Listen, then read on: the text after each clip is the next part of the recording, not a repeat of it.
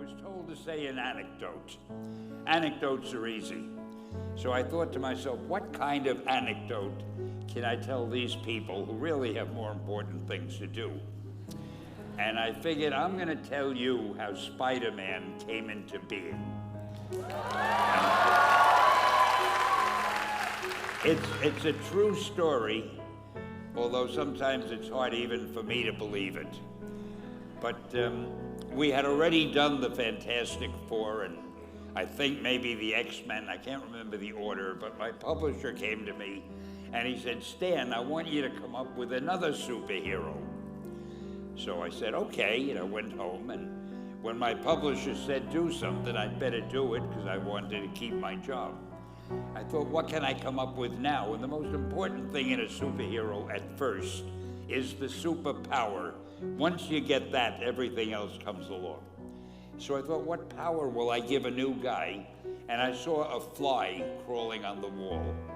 And I said, hey, if I could get a superhero that could stick to walls and crawl on them, man, that would be cool. And I thought that was good. Now I needed a name.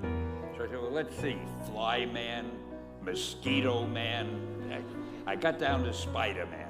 Spider-Man. It just sounded dramatic. So, okay, I had my hero. I had his power, his name.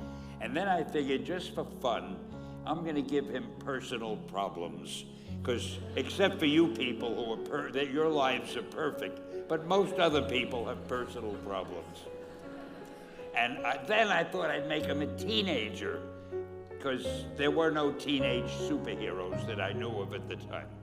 So armed with all that wonderful material, those great ideas, I ran into my publisher's office and I told him. This was my reaction, the reaction he gave me.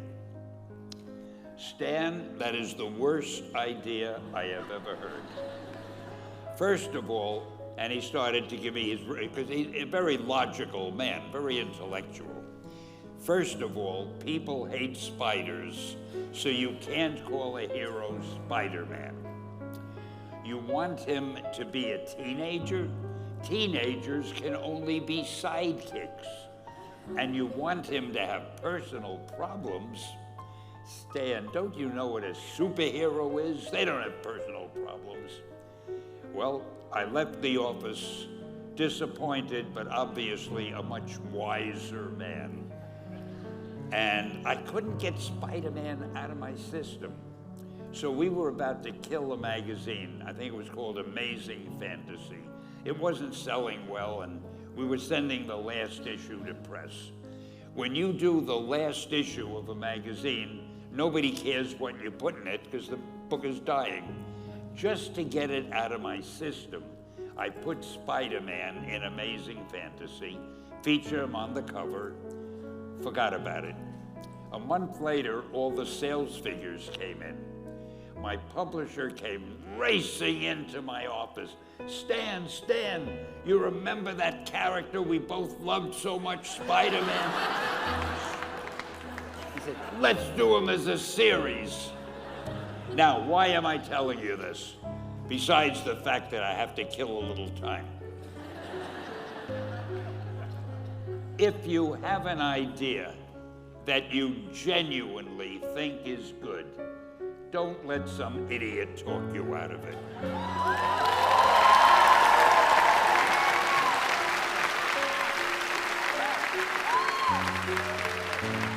Now, that doesn't mean that every wild notion you come up with is going to be genius, but if there is something that you feel is good, something you want to do, something that means something to you, try to do it.